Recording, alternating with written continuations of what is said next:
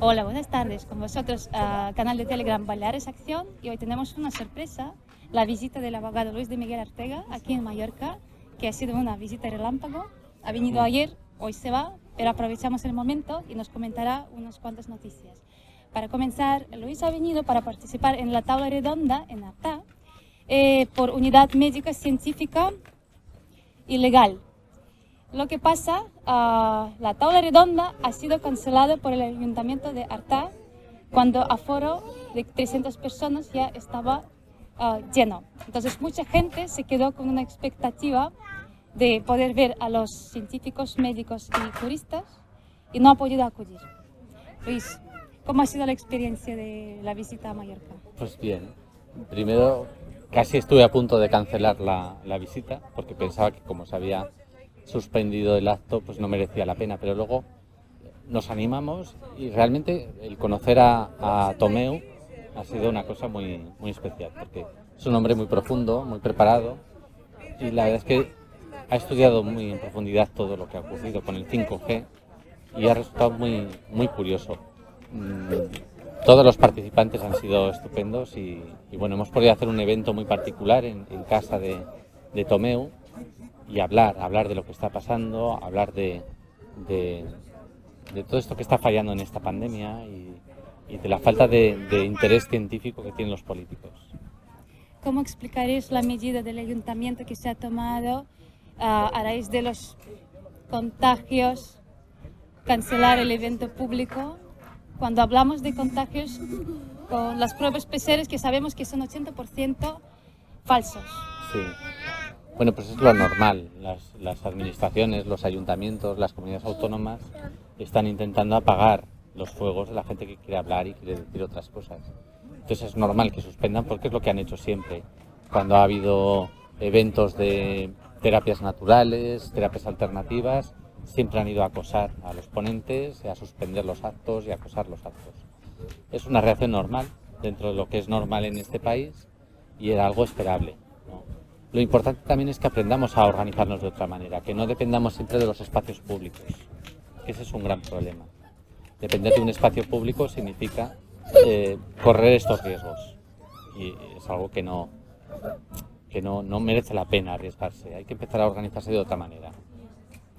Pero es lamentable que se ha procedido a suspender un evento tan importante y algo parecido ha pasado recién en Valladolid, puede ser, con la conferencia Sí. de los médicos por la verdad, Sí. cuando realmente al público han dejado acceder a 14 personas y los demás eran cuerpos de seguridad. Entonces, Sí. en Mallorca temíamos que algo pasaría algo semejante y es lo que ha sucedido efectivamente. Sí, esto es lo que viene pasando desde en los últimos 2 años. El acoso sistemático, policial, mediático y de todo tipo.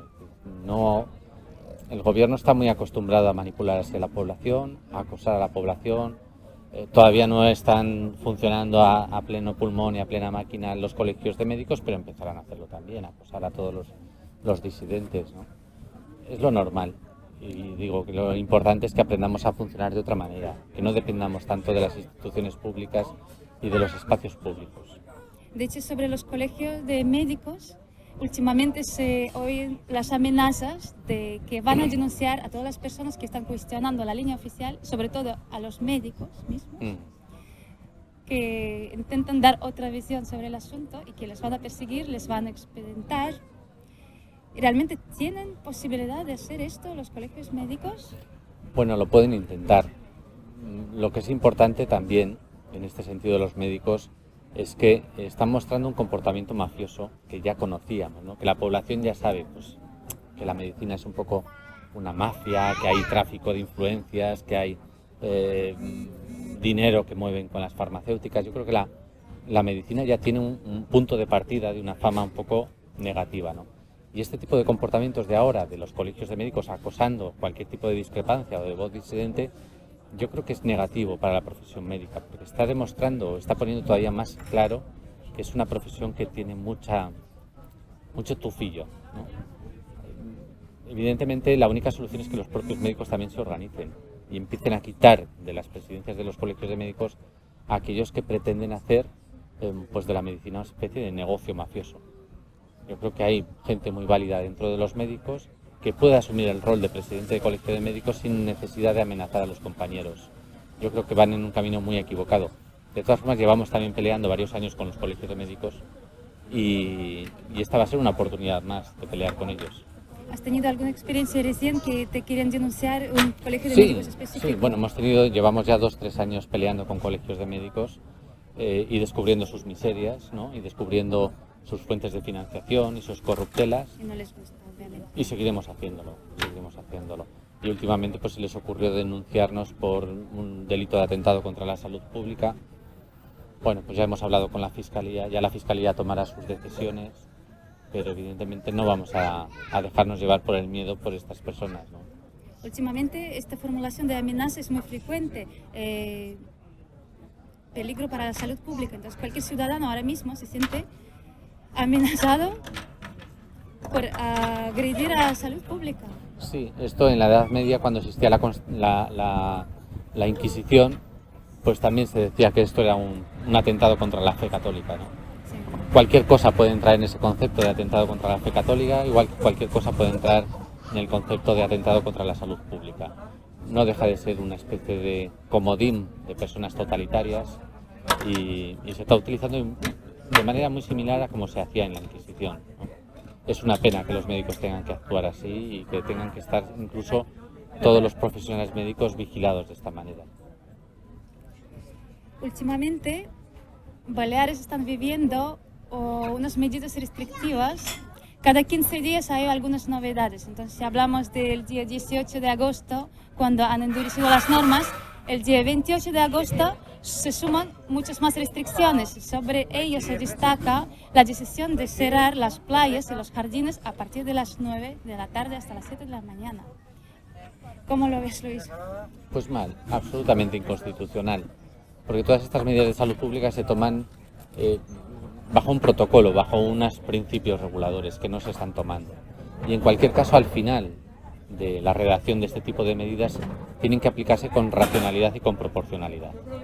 Racionalidad significa que tiene que haber un motivo cierto, tasado, real, para tomar la medida. Y proporcionalidad, que no tiene que ser tan restrictiva, tiene que ser lo mínimo, la menor restricción posible de derechos.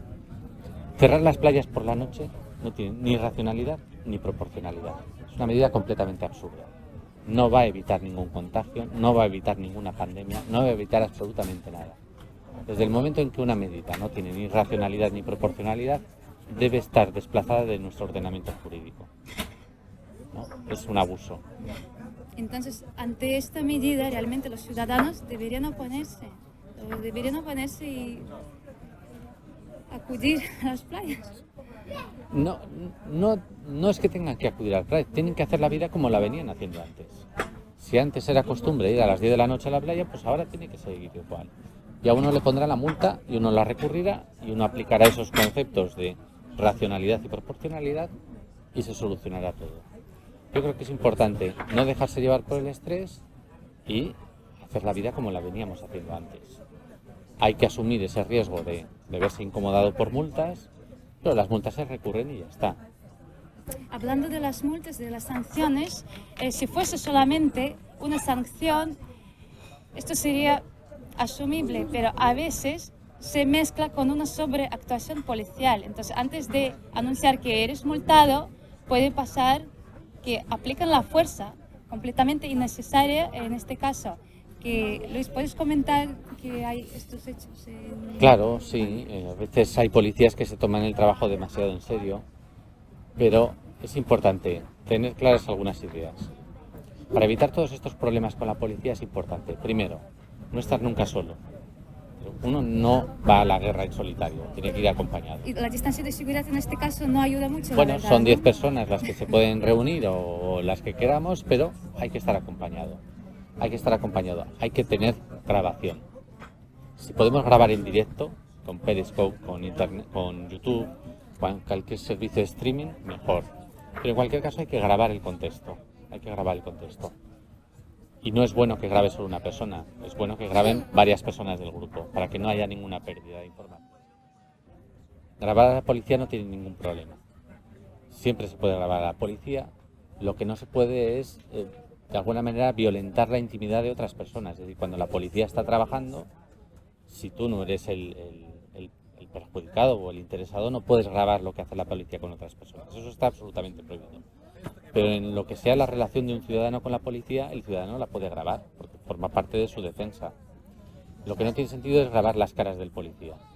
Eso es algo que no es que esté prohibido, es que no tiene ningún sentido, salvo que el policía esté cometiendo un delito y sea bueno identificarlo. Pero lo que es el contexto, la situación, uno mismo puede grabar. Lo que realmente persigue la ley es que uno grabe la actuación policial que no le afecta directamente. Eso es lo que está peor, ¿no? Porque no eres parte de la escena, no eres parte del interés, ¿no? Entonces, siempre se puede grabar a la policía y yo siempre recomiendo respetar las caras del policía. Es decir, no merece la pena sacar la cara del policía, pero es un poco el contexto, la situación, las voces, eso sí. De acuerdo.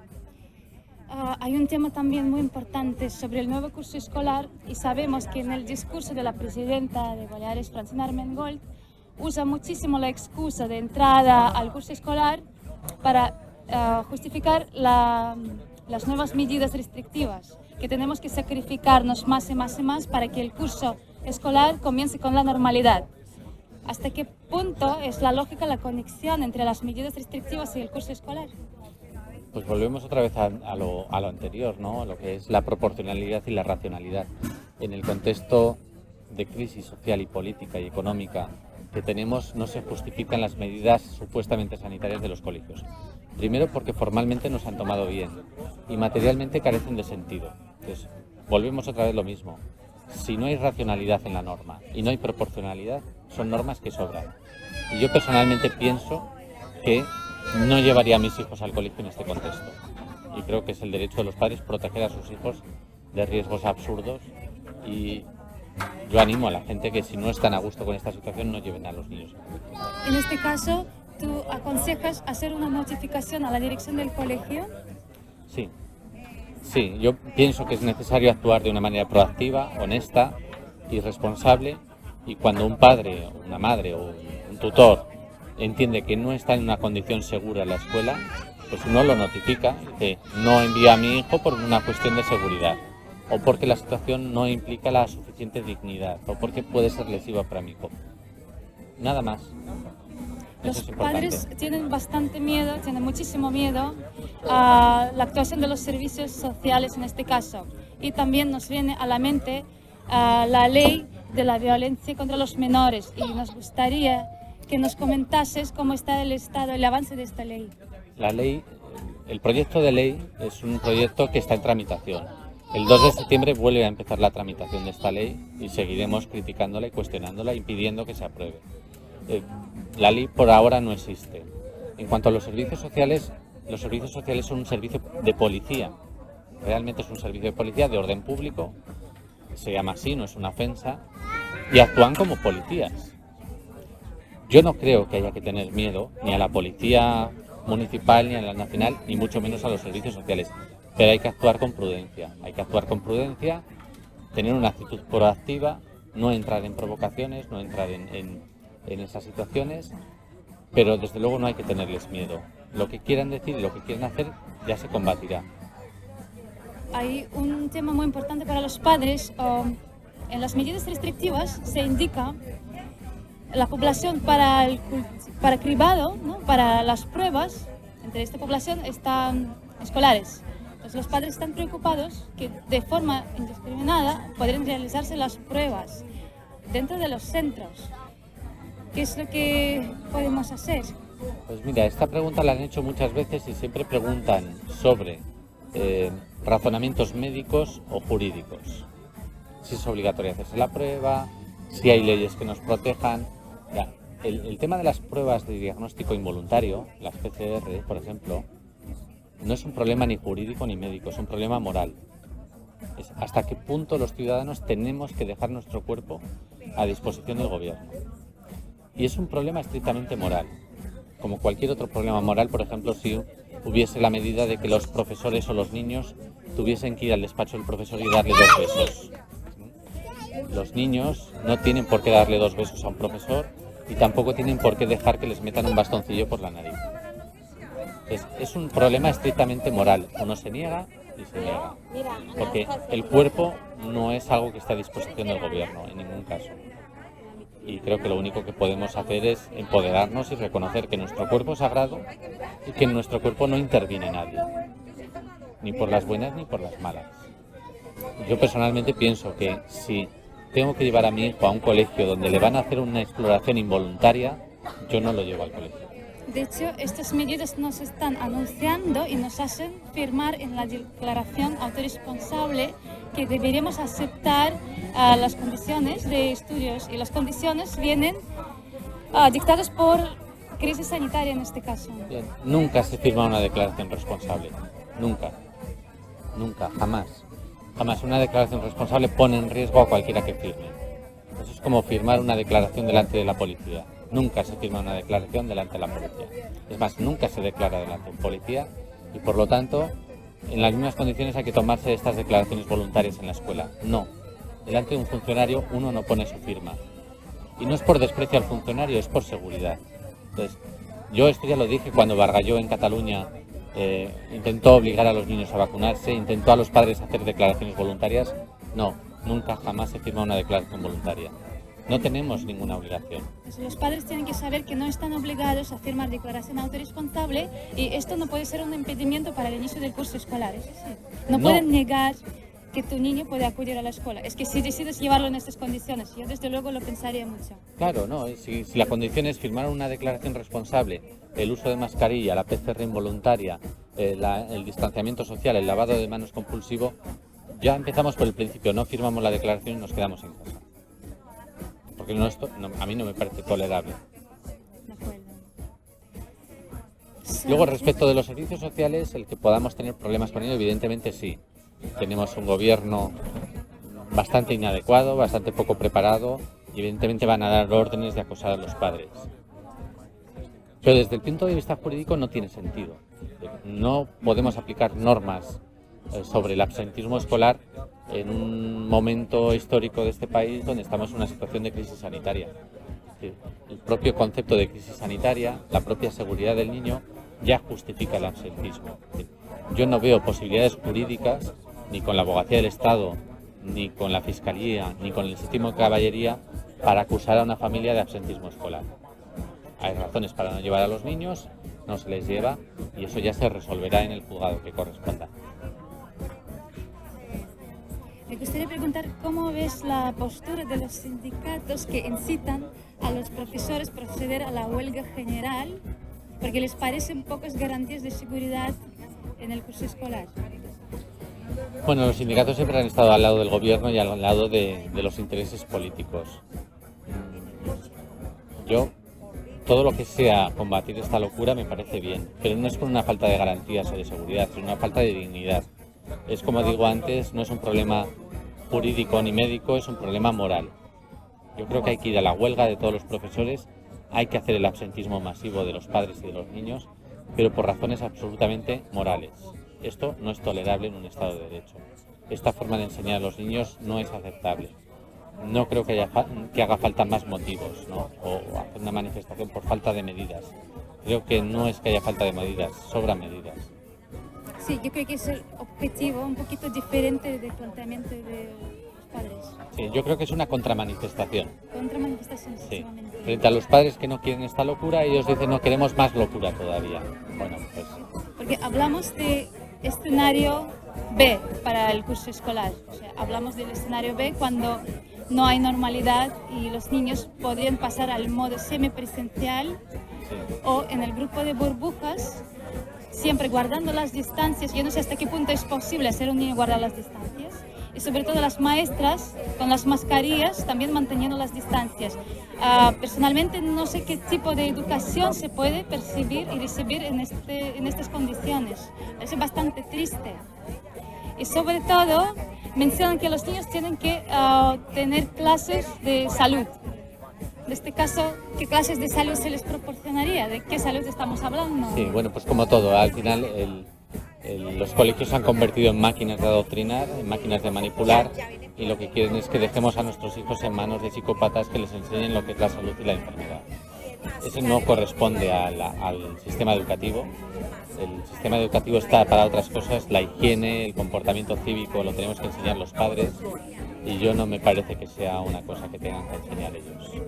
El concepto de salud y enfermedad es un concepto demasiado amplio, demasiado laxo, que puede ser entendido desde distintos puntos de vista y paradigmas sanitarios y desde luego que no hay que dejar a la escuela el monopolio de la verdad en materia de salud. No es el contexto, no es el lugar y no es el papel de la educación el meterse en estos asuntos. La salud es algo que también forma parte de la familia y cada familia entenderá la salud de una manera distinta y habrá que respetar esas distintas formas de entender la salud. Esto me parece otra medida de adoctrinamiento, otra medida desmesurada, irracional, que no tiene ningún sentido. Y por ejemplo, durante años hemos vivido el acoso a las terapias naturales. No me parece razonable que ahora en los colegios se diga lo que es ciencia y pseudociencia o ciencia y pseudoterapia. Hasta ahí no tiene que llegar la escuela. Una de las grandes preocupaciones es la posible vacunación obligatoria. Sabemos que estaba debatiéndose la ley sobre la liberación de los organismos genéticamente modificados. Luis, ¿cómo está el asunto? Bueno, pues el lunes 24 de agosto presentamos la demanda ante el Tribunal de Justicia de la Unión Europea. Vimos que ya se había aprobado esta modificación en el reglamento, es decir, que ya se puede experimentar con seres humanos mediante organismos genéticamente modificados. Reformamos la demanda el martes 25 y seguimos trabajando en ello. Ahora lo que vamos a hacer es requerir a la EMA, la Agencia Europea del Medicamento, para que no se permita la comercialización o la puesta en el mercado de estas vacunas. Es lo que vamos a hacer ya esta misma semana, mandar un requerimiento, puesto que hay un conflicto de conceptos y de competencias, ¿no? Y es lo que vamos a desarrollar a lo largo de esta semana. Yo creo que vamos a conseguir pararlo, a pesar de que parece temerario decir que 4 gatos vamos a parar a la EMA, a toda la industria farmacéutica de Europa, pero yo creo que sí que lo vamos a conseguir. Nosotros como consumidores, ¿qué papel podemos formar en ello? ¿Cómo podemos ayudar? Como siempre digo, estar informados, eso es lo más importante. Cuanto más se informe el consumidor y cuanto más divulgue información el consumidor, más fácil para nosotros es trabajar. Entonces nuestro papel como ciudadanos es dedicarnos a información y divulgación. Sí. Luis, ¿nos puedes comentar el estado de los trámites de las medidas que se han tomado en Baleares? Sí. Bueno, pues en Baleares presentamos una demanda contra las medidas de control del gobierno balear. Se nos entregó el expediente administrativo. Un expediente administrativo, como de costumbre, absolutamente vacío, sin explicaciones, sin datos, sin reflexión. Y ya hemos presentado la demanda y dentro de la demanda pues hemos puesto en valor estas apreciaciones y estamos esperando a que conteste el gobierno balear con la contestación de la demanda, donde esperamos que nos den alguna explicación, porque hasta la fecha no hay ninguna explicación para ninguna de las medidas que se ha tomado en esta comunidad autónoma. ¿Y hay algunos plazos para la respuesta o pueden tardar lo No, que no, los plazos para respuesta son de 8 días. Podemos entender que para el viernes de la próxima semana debería ya estar contestada la demanda. ¿Y cómo está el estado de la consulta sobre la vacunación de los niños y los ancianos? Bueno, pues hicimos una consulta al Ministerio de Sanidad sobre estas medidas, no hemos obtenido respuesta como siempre y bueno, pues estamos emplazados ya a presentar reclamación. Hemos presentado ya reclamación ante el Consejo Interterritorial de Salud y estamos pendientes de ese trámite judicial. Son ya muchas medidas que se han tomado. Podemos felicitar a las 900 personas que se han unido al canal. El canal se ha creado con la intención de colaborar en pasos legales para nuestra defensa con la ayuda de abogados Escabelo. Y en nombre de muchísimas personas me gustaría darte las gracias, Luis, por tu insistencia, por tu coraje, porque nos das esperanza de que las cosas se pueden cambiar. Tenemos que saber nuestros derechos sobre todo, tenemos que luchar por nuestros derechos y a veces, sobre todo ahora, es muy importante empezar a actuar. No solo compartir las informaciones por las redes, sino estar presentes en las calles. O sea, quédate en casa ya no funciona. Hay una cosa que también es importante, somos pocos, somos muy pocos, somos la minoría, no es la mayoría la que está en la calle. Si fuese la mayoría, esto ya no existiría, ya no pasaría, ¿no? Pero hay una cosa que es cierta y que lo dice una socióloga de la OMS, que es Heidi Larson. Las personas que somos discrepantes tenemos una credibilidad que es 5 veces mayor que las personas conformistas. Si fuésemos capaces de llegar a un 20% de la población, ganaríamos. Y yo creo que estamos en camino de eso, de conseguir una masa social suficiente como para conseguir cambios importantes. No hay que esperar a que sea la mayoría la que actúe, no hay que esperar a que sean los grandes medios los que nos den la razón. Es un trabajo de hormiguitas, de tener mucha paciencia, mucha constancia, mucho orden, mucha paciencia y tranquilidad. Y yo creo que estamos por buen camino. De hecho, se ve que el gobierno está preocupado y yo creo que lo vamos a conseguir. De que solo necesitamos un poquito de paciencia y de compromiso y yo creo que todo esto va a cambiar. Paciencia, compromiso y vamos a poder cambiar todo. Muchísimas gracias, Luis. Gracias a ti.